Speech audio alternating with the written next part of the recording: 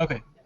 All right, so once again, we're going to have Sean Gugler, Dan Egnor, Glenn Willen, and an invisible version of Jesse Morris talking about the very cool puzzle hunt that they did out on the playa at Burning Man this past year.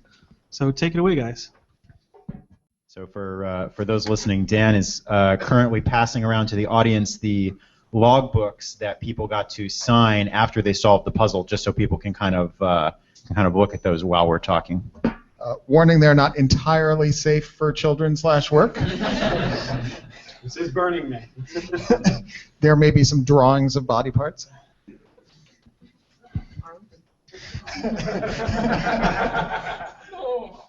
So that is Black Rock City. How many people here have been to Burning Man? You know, a fraction.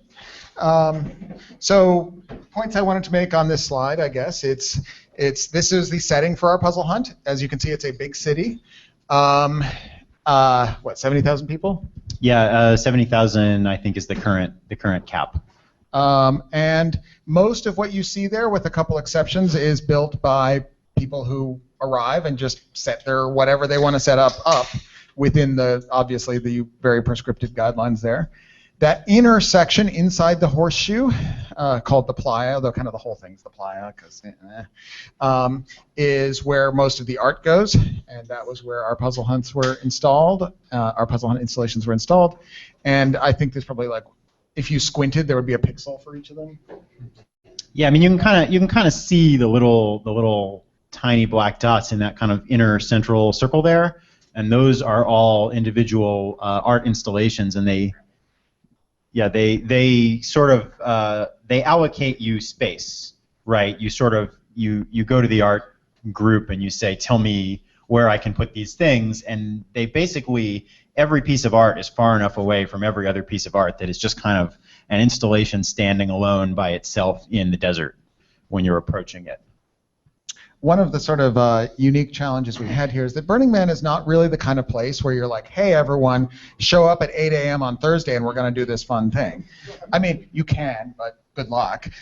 Yeah, so indeed, a few years ago, I was like, oh man, a Burning Man puzzle hunt, that'd be cool. This has been done, it's been done before, on and off. So a few years ago, I was like, I know, I'm going to do a Burning Man puzzle hunt, kind of before I had, met these guys.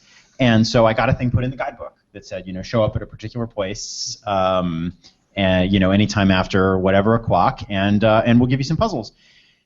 And basically nobody showed up, which was good because I actually hadn't got to the stage of writing the puzzles. So it all kind of worked out in the end, but I think it was it was good to have that lesson of, like, you can't do that at Burning Man where you tell people to stick to your schedule, because everybody is on their schedule, and even if they were planning to do some particular thing once they got there, that's not how it works. You get there and you're just totally overwhelmed by, you're in this huge desert with all these people and there's so much stuff going on and there's not a lot of clocks and your smartphone battery has died by the second day because there's no electricity, and you will get much better results if you don't make people plan around you, if you just let them kind of find you. So we had this notion, this sort of concept, where we said, okay, instead of inviting people to a puzzle hunt, many of whom wouldn't even have heard of a puzzle hunt, don't even know that they're into puzzles yet, we would just build these installations that people would discover. And so this was the drawing that we sent to the artery, the art people, of the concept, and one we sort of made for ourselves. It's like, okay, kind of a triangular billboard sort of thing. The idea was that cryptic puzzle stuff, as you can see. The idea is this would be our sort of paper puzzle equivalent. Like, there'd be just a billboard standing out in the playa with some cryptic puzzle stuff on it, and you would look at it and be like, cryptic puzzle stuff. And what could this mean? And that then there would be, and obviously we're not going to staff all these 24/7. Like, don't be ridiculous. So they would just stand alone, unstaffed, and then what happens when you solve the cryptic puzzle stuff? Should you solve the cryptic puzzle stuff? Well, we had this little safe, strapped down to a little table, and you could punch in the answer code on the little safe, and the little safe would go do-do-do-do, and you could open it up and get, like, something, right? Some little prizey thing. And that's where we hid the logbook, too. Right. So we got a lot of players who were Because one of the problems of doing this and not staffing it and having it completely self-paced is how do we know anyone's playing? How do we know if they're enjoying it? How do we know if they hate us? You know, we'll scout them occasionally. We'll stop by and there's nobody there. And then someone will see you stopping by and they'll say, oh, what are they doing? And they'll come over and stop by with you and go, huh, cheese, huh? Oh, look at that thing, and they're gone. You know, so having the logbooks gave us some tangible results. Now, to be fair, I feel like every time, once these were set up, every time I actually went to anywhere near one of these sites, what I actually saw was there were probably like 5 or 10 people gathered around it going like, whoa, this is cool, what the heck is it? Which was actually, this was really exciting, right? There was no question of like, are people enjoying this? It's like every time you get near one of these, someone's like, have you seen this cool thing? Check it out. So that was really cool. My little anecdote was kind of after they were initially set up. People took a while to kind of figure out what is it, and people were doing their own thing. Later in the week, this is a week-long event, more like Thursday, Friday. By then, people had come around and said, well, what is this thing? And I'd heard about it, and my friend was telling me about this awesome thing, this triangle. Oh, and I found it. And critical mass started to happen, and word of mouth was spreading. And to be clear, there were like 6 of these installations. So the idea is, and a lot of people didn't necessarily notice that there were others. They went and did one, and maybe they solved it and had a good time and went off their way and never did anything else. And a design goal was that's cool. But we did have a little map on each one to the others. So if you were like, this is really cool, I want more, you could be like, oh, hey, little stars on a map, I can go find more.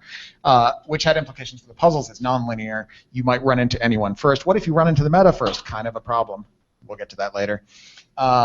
But so, very nonlinear, very come into any one of them. Each one has to be ready to welcome people who have never even heard of a puzzle and may be stoned out of their gourd. Very high probability of that. So, of course, this implies that we have to actually build some stuff. This isn't just paper we're handing out. So here's, some of us. Well, I guess I'm the only person who is both here and there. At a test build we did in a park, and of course, okay, we all live in little apartments because we're like Silicon Valley programmer dudes. And, how do we build things? Well, I guess we'll go to the local park and bring some lumber and hammer it together and see how this goes out. So we did, and, it seemed to work okay. Another, of course, big question is how do you play test such a thing? Well, I'd like to point out before you change slides, I think this is a really good slide design because one of the things we wanted to take advantage of is what can you do at Burning Man that you can't do at other places? And it's big. And there's no visible obstruction for meters and thousands of meters. So can we get away? How far away can you see these things? So he did this great test with the lorem ipsum in the slide, you can see, just to test visibility. How far away can you see it? And how well is the printing process going to be faithful to our design? So that was a really key step. Those numbers are all point sizes.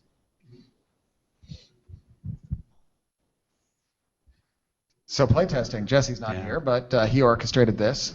One of the playtests we did was some friend of Jesse's, I guess, had a event that he did in Boston. Yeah, it was basically people who couldn't go to Burning Man, maybe. They did a Burning Man at home, a backyard burn. Backyard Burning Man, I think they called it. And so where people would actually build little structures. It was all kind of very mini Burning Man, except oddly green. And he took in his suitcase lots of little mini versions of all our puzzles and sort of planted them around. And it was a good test for us because we had another playtest that was in my apartment that's a piece of one of them, that we invited local puzzle hunters to come help playtest, which was great and extremely helpful. But those were all puzzle hunters. Or people who had at least heard of puzzle hunts. Right, so our local test helped us with the mechanics of each individual puzzle and straighten out the problems we had with solve mechanics. This helped more with the logistics of the whole thing, going from puzzle to puzzle, seeing if that was going to work, if they'd have any attention, or if we'd lose interest or what. And kids were really into it, as you can see here, which was actually pretty cool. And often more into it than their parents. Yeah, so there's Jesse on the ladder constructing an actual, the final build looked a heck of a lot like the original design. They turned out to be sturdy enough, and Why am I talking about the build? I didn't help with the build at all. I stood around and watched and provided water. You should talk about this. So one aspect of the construction that varied significantly from the initial design was how long it took. I think what did we initially, we were like, oh, this, about an hour to build a site. I think that was sort of our, estimate. So yeah, so we'll get there, Saturday afternoon, Sunday afternoon, whenever, I guess Saturday afternoon, and we'll get it done by sundown. Yeah, so about a day to put all these 6 sites up. That seemed generous. So by day 2 1/4 maybe, after we had re-upped our driving permit, so we could keep driving without getting our vehicle pulled over on the 3rd day. I think that was about when we got them all up. Fortunately, friends of Sean's, our sort of neighboring camp, oops, that's not quite ready yet, were helped us, and that was tremendously valuable. Cirque du Squid. Yeah. The anecdote there is that the core team, having erected 1.5 of these things on their own already and starting to run out of steam and run out of daylight, which is a big problem. You don't really want to be erecting these at night. Sent, I guess, a messenger back to my camp, and those, because we were waiting for the rest of our people to arrive, I had kind of 2 camps. I had my puzzle camp, and I had my social camp. And the social people had just arrived, let me know they were there, and I said, hey, well, they could use some help constructing if you're, and they're like, sure, and they brought all this energy over and just started grabbing things, pulling them out of the truck, saying, where do you want this? And the one guy grabs the drill and is like, and it just infused it got it going again, and they got done, I think it made it under the deadline before the sun actually went down. Yeah. So having that extra manpower and enthusiasm really helped. So when we're talking about sending a messenger, keep in mind that the cell phones don't work at Burning Man. So it's you got your 5 people here building, and you've got your 3 people, 1.5 miles away having lunch or whatever. How do you tell them what site you're at? Well, you get on your bike and you bike around, until you find them. It might take you 1.5 hours. Or use Glenn's pirate radio. Yes, or that was not pirate. That was a completely legitimate radio. But but yeah, everything takes a lot longer than you think it will in that environment. Is sort of the lesson here.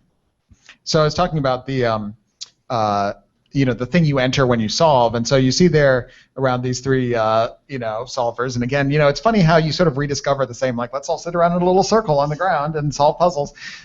So that little table there is where we have the safe, and you can see it has a keypad, and we modified all the keypads. I actually reprogrammed all the safes. And the thing that one of the middle person is sort of pondering in the middle there, in front of the safe, is a sheet of laminated paper that we called a guide sheet. And so this was a concept because, again, okay, you're presented with a puzzle in the middle of the desert. Do you even know it's a puzzle? What's sort of going on here? How would you get hints? How would you, make any progress at all? Do you know what's in this safe? What is this just somebody's cash safe they left there? What?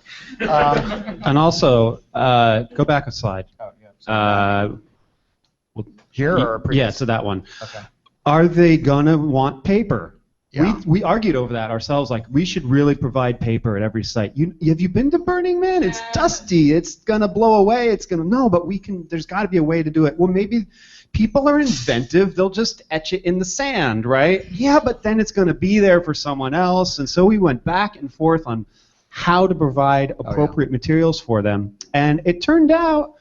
Not all, but a significant number of solvers, you can see in the slide, brought paper with them. People actually do that. They'll bring paper in their backpack, and they just bust it out. And rolling papers, or I do not question their sources. It's up to them. But yeah, that was good to see. We're like, oh, thank God we chose not to go to the expense and hassle of trying to manage it, and prayed and crossed our fingers that they would manage it themselves, and they did. So we were happy to I see that. prototyped a little paper dispenser sealed windproof thing and how it would be glued on, and oh my God, but complete non-issue, and you'll see an image later explaining. Yeah. So now the actual close-up of the guide sheet. So so this is a guide sheet for one puzzle, which we actually have the puzzle content up here. And the puzzle itself, this is the puzzle itself. So the theme of that year's Burning Man was Carnival of Mirrors. Yeah, Carnival of Carnival of Mirrors. Mirrors. So we sort of loosely themed out everything carnival-y, and this was kind of a shooting gallery concept. And so you see you had these sort of ducks and stars. Pick your targets and win a prize, it says up top, and that shows the safe open, so you can sort of see like what happens when you open it. So this is the guide sheet. And so there's several, these guide sheets, we iterated on them kind of a lot. They turned out to be pretty key. And it looks relatively simple, but it's kind of telling you a lot if you just wander up to it. Pick your targets. Okay, you're selecting some of these things. You're going to get an 8-letter word, or more to the point, you're going to get a thing, and it looks like 8 letters, like that. And then there's that keypad. You're going to take that thing, you're going to punch it into the keypad. Oh. Oops. I just sat on acrylic. You're going to punch that word into your keypad, enter word. Loud and proud is actually a reference to the actual answer word. It's confirmatory. And then, you turn the thing, by the way, you turn it clockwise, not always obvious. Receive awesome prize. Hey, there's a prize. There's a reason to do this. But warning, awesomeness may be subjective. Do not expect gold bars, though people seem to like the prize. But anyway, yeah, the guide sheets were really, like I watched from the distance as a lot of puzzlers would come up, and they would sort of wonder and stare, and then somebody would find the guide sheet, be like, hey, take a look at this, and they would take a look at this, and they'd be like, and you would see them, okay, I start to see what the flow of what I'm supposed to be doing here is. Yeah. This is one of the puzzles you see. We cut these out of actual metal and stuff. We were hoping maybe we could get all sorts of really cool, unique, different installations for each one. The billboard might be a backup of the paper, like you said, the paper puzzle, where like when you're doing an overnight hunt and you want all your puzzles to be unique, and in the end you're like, yeah, half of them I'm just going to photocopy. It's going to be simpler. Don't worry about it. We ended up, I think, with 2 of ours using alternate formats. This one I had designed it that it could be printed if necessary, but hey, if we had time and interest, let's make an actual shooting gallery out of these things. The other one, we brought the one piece of it. I guess we'll probably get to that. Yeah, there'll be photos. Slides, yeah. So it was sort it's of a little teaser for a slide light-based coming up later. mirror-oriented puzzle. But that turns out to be pretty labor-intensive, trying to come up with alternate structurally sound structures for things to build it. So it's good we had a fallback that was consistent, that you could replicate several times, and the only different part you needed was a different piece of vinyl to print on it. Right. Yeah. The printing on the others was like a big vinyl banner print. You want to talk about that solar power and stuff? All those little sure. Bits you got so there? the one important thing about Burning Man. Well, there are several important things. There are many important things about Burning Man. One relevant important thing about Burning Man is that it's very windy, first of all. So these structures have to be able to withstand the wind. This one's nice because it's very open, so the wind just kind of goes through. But those big billboards, that's a lot of wind load on a big 4x8 sheet of plywood. So we built them pretty strong. But the other thing, of course, is that you have to have everything lit up at night. Because if you don't, then it's a death hazard, especially if it's made out of all this sharp metal, for people cycling across the desert at high speed without any headlights in the middle of the night. Was it Jesse or you, Glenn? Somebody nicknamed these things the duck knives or duck swords. These are really sharp on the edge. You got to be careful handling them. And so, we had several lights. We had a light on the safe, so if you were solving at night, the guide sheet and safe would be eliminated, and that would be sort of attractive. We had that larger solar panel that you see feeding a solar floodlight that would light up the actual installation. And we had as backup a variety, you can't see them here, but you see them in others, of sort of solar ground lights around everything, and that was kind of a big part of the design to keep everything lit. And in fact, there was as much solving at night as during the day. Yeah. Yeah, and actually some of the puzzles, and you'll see when we get to this one, some of the puzzles are actually really, really pretty and cool at night. I wanted to just comment on the wind. Occasionally you hear interesting stories from like the weeks before Burning Man in particular, like, oh, that's interesting, the wind took out a bank of porta potties and flipped someone's trailer over. So in the very open parts of the desert where there are not, big camps kind of protecting you and shielding you from the wind, you really got to watch out for those, 60, 70, sometimes 80-mile-an-hour winds. So we really over-engineered the heck out of these so that they didn't become, projectiles, which worked well in the end. They just totally held firm. So that was one of our puzzles. That was one of my design, probably the least good of our puzzles. Had some issues. But, well, one thing is we again, erred very much on the side of solvability. And this puzzle had a defect which I think would be entirely unacceptable in like even a bang, which is that you could sort of take the highlighted letters and anagram them and get the answer. And there was this shortcut the whole puzzle. And there was this whole like puzzle mechanism involving like hybrid animal drawings that were, you know, punny portmanteaus, as it says. Like, what is that tortoise gorilla tortilla? I guess that one is. Yeah. So Darby was just saying that her team actually back-solved the way the puzzle was supposed to work after having already anagrammed out the letters. I think we kind of imagined that that might happen, because then to actually, once you've solved the individual pieces, then to get the final answer, you are supposed to have to understand the mechanism. So I think we imagined that sometimes, you know, teams would like first get the answers, then get the mechanism, then get the final answer. And you know, it's supposed to be fun, right? The key element is it's supposed to be fun. I would say about 50% of our final solvers were like, how was that supposed to work anyway? We just sort of mixed up the letters and eventually got an answer. The other thing to notice here is there's a couple pieces of graffiti on that, which I said, we're not going to have to worry about that. Don't even, no, they'll be respectful. And there it is. However, this was the only damage that was done to any of our puzzles, except for the occasional, like, blood covering one of the guide sheets or something, which I don't think was intentional. They're laminated. We mopped it up. That was sacrificial. Cool. It's okay. I am not making that up. Occasional? This happened more than once? There were a variety of deposits. But back to the graffiti. We went back to camp. We're like, all right, how are we going to deal with the graffiti? Are we going to have to? Right. I don't remember if we pre-planned much for this, but we were talking about, all right, are we going to white out? Are we going to have a backup printing to put up? What are we going to do about it? Take some gasoline. Will that dissolve the vinyl? You know. Can we wipe it off? In the end, this was the only one that got markings, and they did not disturb the puzzle mechanic nor ruin the solve, so we decided to let it go. Yeah. Another thing that we discovered is that, so we have these safes, and you open the safe, and you get a prize, you get access to the logbook, a little pen to write in the logbook, and so forth. People started leaving a variety of creative objects inside the safes, and sometimes leaving little notes in the logbook. And we find notes in the logbooks like, whoa, I found a beer.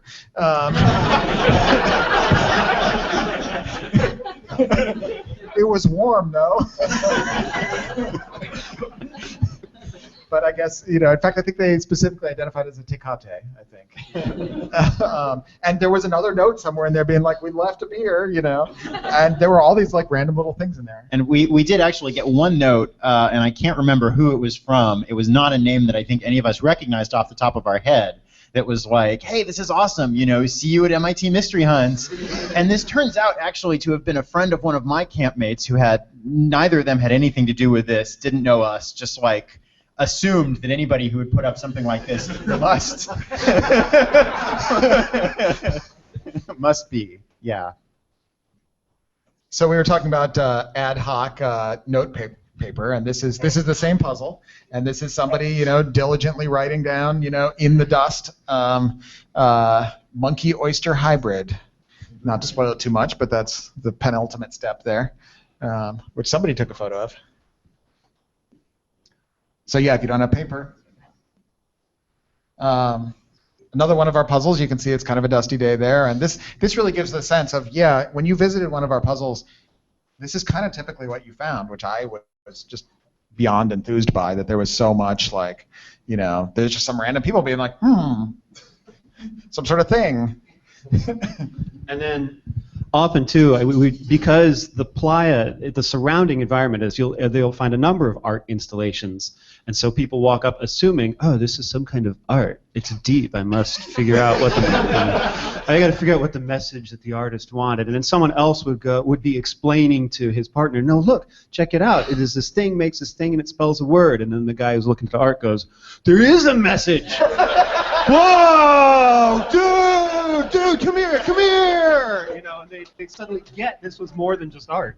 And I think another very cool aspect to that, actually, which I was really excited to notice this, because I feel like this was almost one of the goals I felt like in designing this was you would see people who didn't know each other, right, would kind of show up separately and then solve together. And I think in a few cases we had people say, oh yeah, you know, we kind of met each other at the first puzzle kiosk and then we formed a group and we went around together looking for the other puzzles and solving them together. So, you know, people kind of form teams on their own with strangers, which is just really neat. And here's another thing that surprised me in such a great way is these are a lot of people have not encountered our type of puzzle hunt before, right? This is an open audience. We don't know who to expect. Our spoiler is going to be a problem. Is the guy who just figured it out going to be jumping up and down and standing there to explain to every newcomer, no, check this out, look, you take this, and solve it for them over and over again. And what I observed time and time again was those people who were so enthusiastic would taunt a newcomer like, dude, you got to figure this out. You get a thing in a box. And guy's like, well, how does it work? He's like, I'm not telling. You got to figure it out. You got to earn the thing in the box. And then if he'd struggle, he'd be like, well, see, look at those bits. I've said too much. You know? See, they'd be figuring out how to give each other hints, kind of the way we do. It was awesome. Yeah, it was fantastic to see that. Another puzzle. This one was kind of interesting. It was sort of a spot the differences puzzle. So each of the three sides, I think in all of our puzzles, the three sides were different and all had different data on them. Is that true? Not the meta. Except the meta. Except the meta. And this one especially so because the three sides, it was spot the differences, similar art but with subtle differences. And so this one, which we carefully took a picture of, including all the people for some reason, you kind of really benefited from multiple people, which was a design. Right, that was, again, taking advantage of the format. Right. Things you don't get on a paper puzzle is looking at it from different sides and having those people collaborate. Right, like, oh, how many balloons are there, you know? And we saw a lot of people doing that, or just, again, ad hoc pickup groups of like, all right, you guys stand here, you guys stand here, and we're going to go through all the items one at a time, and how many balloons are there, how many this, how many that. You know, once they'd gotten the basic idea, you know, and we tried to be pretty, you know, there's the thing about like ahas versus fun cranks or whatever. Our goal for this was to be pretty much about the fun crank. The ahas were not exactly spelled out, but pretty strongly hinted by the titles, by the guide sheets. Definitely by the guide sheets. I mean, if you were staring at it too long, the guide sheet will put you on the right path for the most part. And we were aiming for, like, sort of the rubric we had as escape room level, I think is what we said. You know, not deeper than that.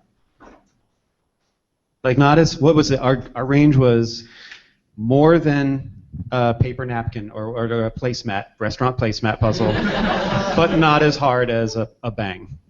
Yeah. So this is the one that Glenn just broke a small version of. And this was one that Jesse made. And this was our other non-physical or non-just triangular sign one. And as you can see, it's actually got quite a different shape, and it has these 8 signs that all face each other. And then in the middle, there's sort of a taller table. And in fact, you can see the safe table is actually on the outside of the ring, just sort of on the left-hand side. It's a little hard to see, but right here is the safe. And then right in the very center of the ring is this sort of taller table with this odd box under it. And on top of that were a number of half-silvered mirrors. And so you could use those half-silvered mirrors to actually combine the logos, So you look through the mirror at one of these things, but you're also half seeing a reflection of a different one, and you've got to kind of position yourself, hold the mirror so that they line up. You know, and again, a sort of thing that, you know, takes advantage of the place. And we had a sign on that table that said "Best at Night," which we thought captured it because it totally was solvable during the day, but at night it looks like this. And the colors the colors helped you match up. And the guide sheet sort of explained through this a little bit and showed, like, you know, again, a puzzler like us, if you have these colors that are red, yellow, green, blue, you're going to be like, oh, Roy G. Biv order. And they, you know, would not necessarily just immediately go for that. So we had, you know, the 4 question marks were in those 4 colors in that order. And in fact, the letters were, I'm going to spoil this, the answer was bonk, and if you did it backwards, of course, you got knob. And so if you find that particular logbook, you'll see all kinds of people in that log being like, I guess I'm the knob, you know. Yeah, and I remember one group, one couple was there, and the guy had sort of figured out, that you could get these letters, and he's like, all right, I've got a red, B or whatever, and I've got a green whatever, and at some point his, companion, she's at the wandering around, and she's like, oh, do it, red, yellow, green, blue, and he's like, why would you do that? And she's like, because the instructions say so. And he's like, what instructions? She's like, I found the instructions. And then they're like, oh, bonk. And then they type it in, and it's just this very exciting moment for them, which is always, super fun to see. You can see here in the background, this is what the playa looks like. There's weird colored, big, giant things. Yeah, that's no moon. It's an installation. Oh yeah, so this one had sort of non-trivial physical and electrical construction going on, right? And I shudder to think what would have happened if we, instead of having six little kiosks and then 2 special ones, if we had had 8 like this, we would never have finished assembling them. So the way that this is set up actually is there in the center of the ring. There is a lead acid battery that had to be. I mean, it was changed out daily by Jesse, right? And then there are cables trenched under the ground to the individual lights, and that turns out to take. I was like, I looked up on the internet and somebody said, oh, you just take a piece of rebar and you scratch, a trench in the soil and then you stuff the cable down into it. This turns out to be an underestimate of the difficulty of performing this. So, I just kind of looked it up and said, whatever. It looks like it won't be a problem. We'll figure it out when we get there. This one took quite a few hours digging and filling and oh my, for just the smallest of trowels or something, because I was literally just trenching with my hands, in the playa, and I don't think my hands recovered for 2 months afterwards. The playa dust is infamously very alkaline. You really don't want to coat your skin with it. But we kind of got there, and you can't go to the store and buy a trowel, so you do what you got to do. And it worked. Yeah, and it looked awesome. So there you go. This is the meta, which is kind of interesting. So first of all, okay, the very concept of a meta, right? That's not something anyone's going to be expecting. Several problems here. They might just come on this and be like, oh, look, a puzzle. I'll try to solve it if they've already done one other one. Or they might just be like, what is this, if they hadn't done any or whatever.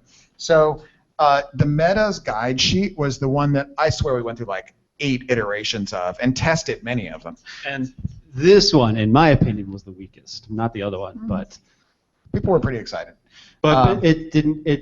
They liked it. It worked. So here's its guide sheet. So solve the other sites first. Really okay. Talk about shell metas. This is not some sort of tricky, clever thing. If you look on the it's hard to see because this is in the middle of a dust storm. Doesn't dissuade our hardy solvers. But in the middle, there's a schematic map of Burning Man. And it might not be recognizable to you, but any burner is oh, obviously a map of Burning Man. And in the central area, you'll see those stars. The blue dots there are stars. The big one is the one you're at. The others are those other sites. So it's this map. So then you have, the blue stars, again being called out here, little icons of each of the other puzzles. If you have gone and solved the other sites first, you'll recognize each of those.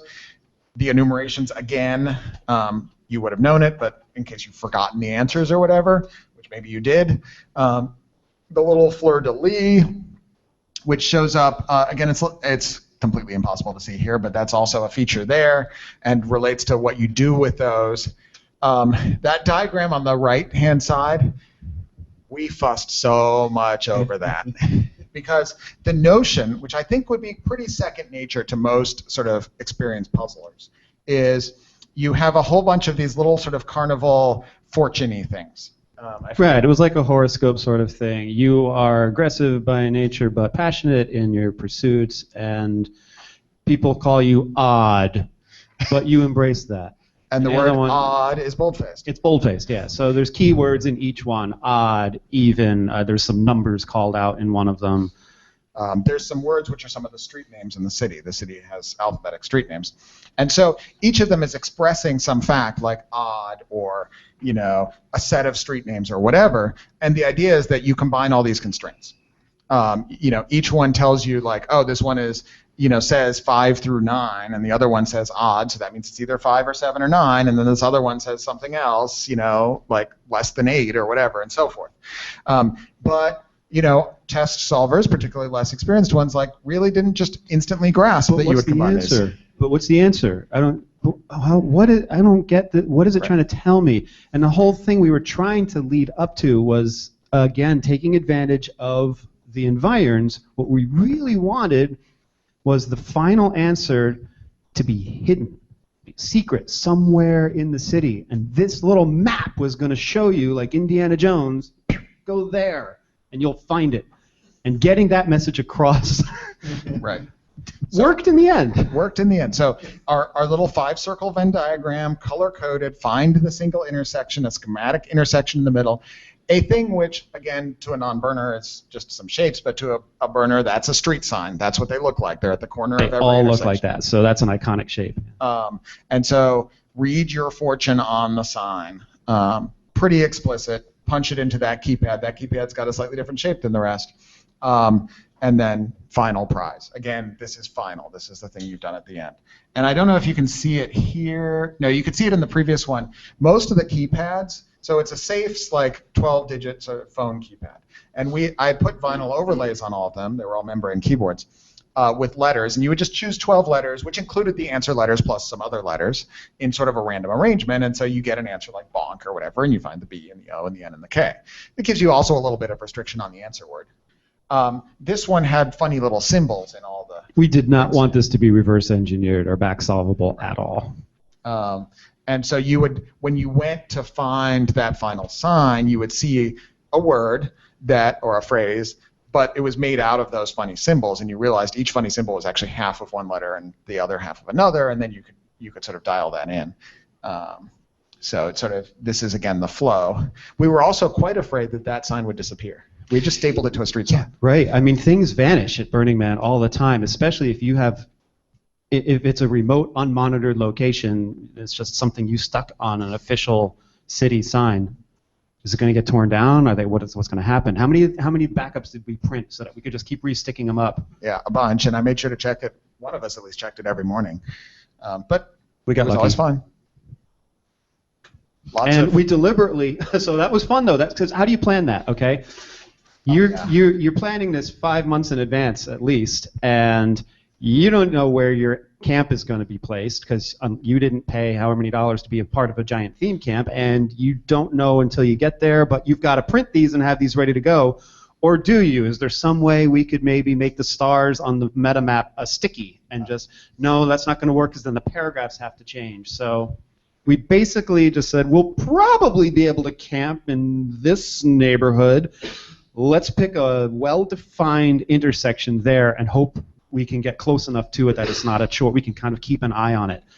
And that sort of ended up working out. Yeah. I think it worked out pretty well. I mean, we had sort of hoped that we would be sort of right next to that end location so we could conveniently monitor it and also see when people solved and whatever. But we were a few blocks away. It wasn't too bad. The other option we considered was contacting other camps ahead of time who definitely had known placements and saying, hey, would you mind if we planted a little something on your site? We'll come and check up on it. But that didn't materialize. No. And in fact, we didn't know the placement of our art either because that happened on site. And so those maps, and in fact the maps that was on every safe and those big maps, the maps on the safes we printed on site, printed and laminated on site. So you had to bring printer and materials. Brought a printer, tried to keep it from getting completely dusty. And the big maps were vinyl stickers that we had made so we could install that on site. Not only did we not alcohol swab them first, the process of locating the stickers was like a little to the left, up like a quarter of it. Okay, yeah, that's about right. Stick it there. All right. Yeah. Oops. Yeah, I already stuck it. Oh well. And actually, having the printer was great because there were a couple places where we noticed, like, oh, people are getting confused by something in this guide sheet, or actually there was a printing error in one case. So, okay, we can just go fix that. And there's a lot you can fix in the guide sheet, even if you're not touching the big banner. So that's our official presentation. That's where most of it ended up at the end of the day. Yeah. Burning Man is about ephemeral experiences too. It's there for the week and then it's gone. So with the intent of doing that, we recycled. I don't know how much of the lumber we brought home or how much we burned. I don't think we didn't bring home any lumber. We donated some of it. Oh, okay. So yeah, that was part of it. You tear it down, it's gone.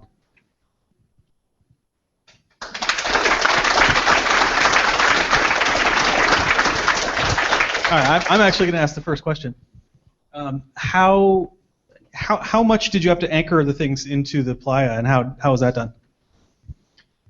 So kind of a bunch, and I used lag screws because the classic method is you sledgehammer some rebar into the playa, and I'm a puzzle person. I'm not a sledgehammer person, and I always hated that about going to Burning Man. So I had heard that there was this technique, which I wasn't sure would work, so I got a bunch of rebar, but where you get these big-ass screws that are like 24 inches long and have a big bolt head on, and you just with your electric drill down into the playa.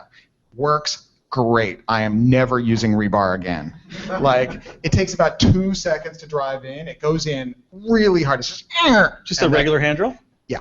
And that thing will never move until you go in about 2 seconds, and now it's out, and you can knock the thing over. We have, what, like 6 24-inch lag screws per... Yeah, so actually, each base of the triangle, so it was a triangle shape, so it was already pretty stable.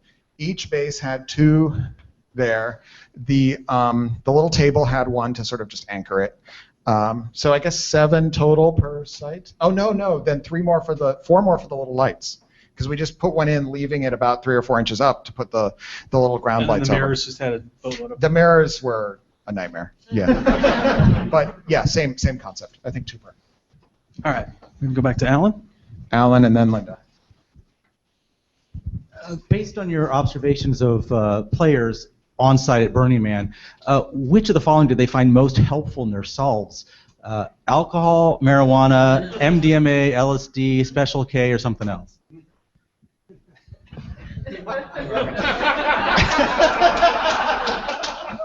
I mean, the alcohol is both popular and a good way to sort of, help you kind of make friends with other people who can solve with you. And I gotta imagine the marijuana works well for that too. The LSD is probably better if you're like stuck and you need some sort of inspiration to unstick you. And then the MDMA is probably better for like the celebration after you're done with the whole thing, I would imagine. In one of the logbooks, I don't know if anyone found it, there's a thing which says, "We solved it on acid." And then below it, it's somebody else had written, "You can only solve it on acid." Okay, Linda. Are you planning to do it again?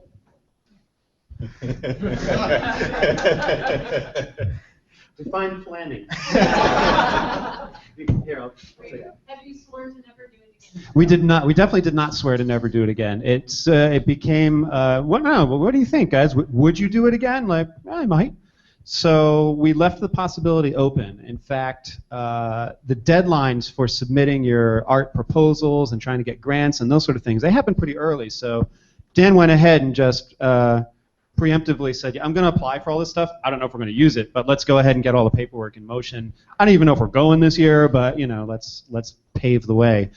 They ended up denying the grant proposal, but we kept the connection open, and should it materialize again this year, I think we would, but we're not committed to it.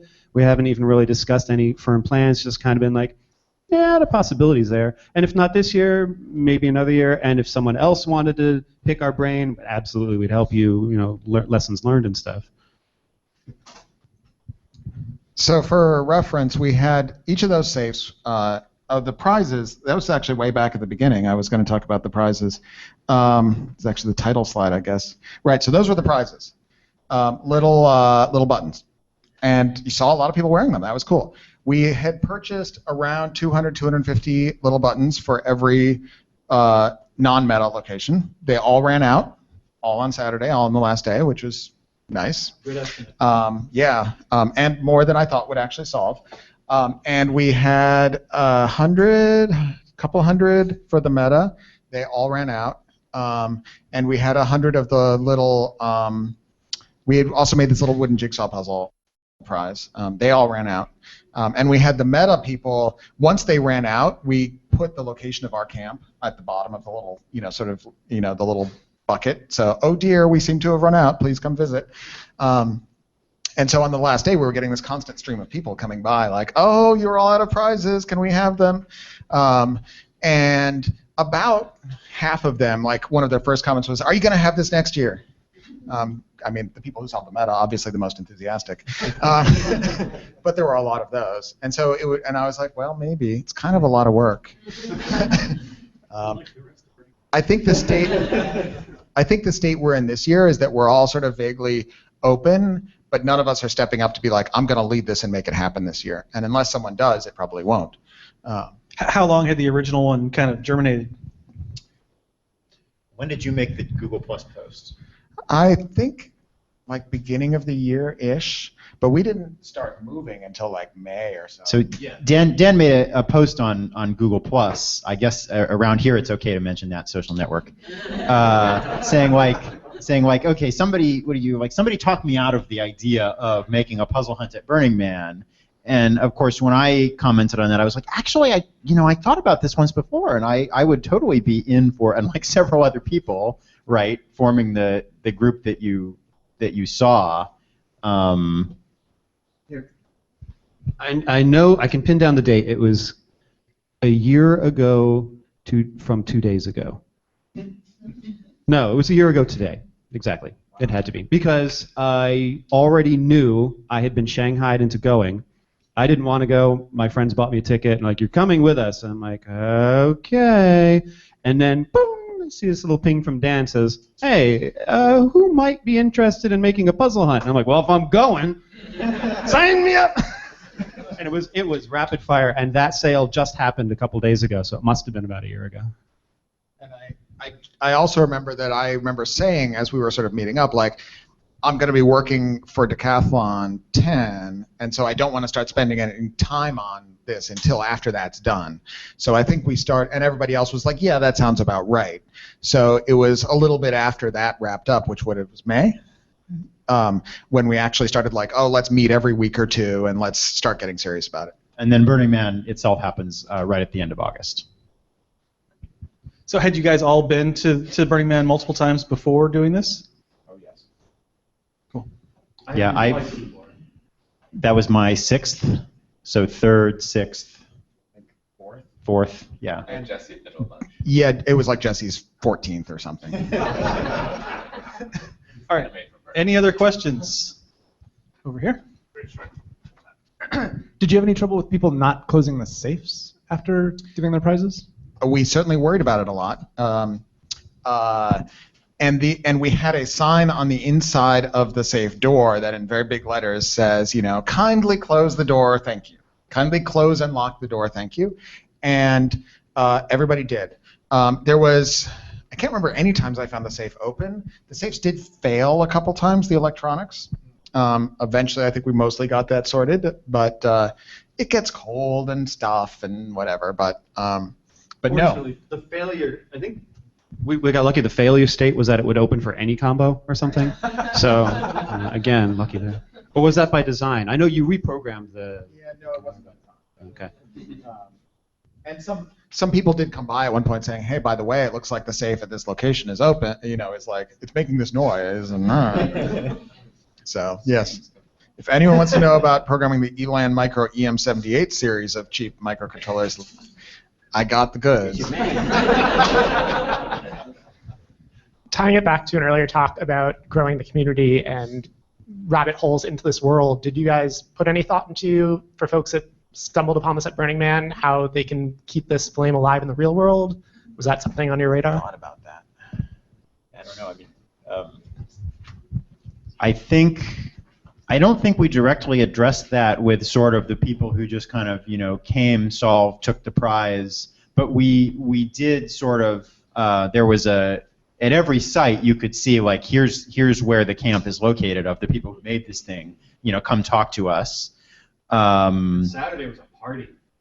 We had so many visitors on Saturday who had finally made it through the meta, and it was like a 3 or 4 hour just revolving window. We sat in our little lounge area at our campsite and entertained visitors who said, "That was amazing! Is there anything like this?" So we talk about the things we knew about back home to those who made the effort to come see us. 50 people maybe or so on Saturday? Yeah, probably a little more than that. I remember now we were talking about, hey, should we do, like somewhere in our collateral, should we mention like Dash or something like that? And I think we decided, since Burning Man has this anti-advertising, anti-commercial ethos, even though Dash is pretty non-commercial as things go, we thought it would feel a little wrong. And so I think ultimately we decided not to, but that if people came and said, hey, this was really fun, we could be like, hey, you should play Dash, or maybe an escape room, or whatever, Where are you from? All right. Sounds great. Thank you, guys.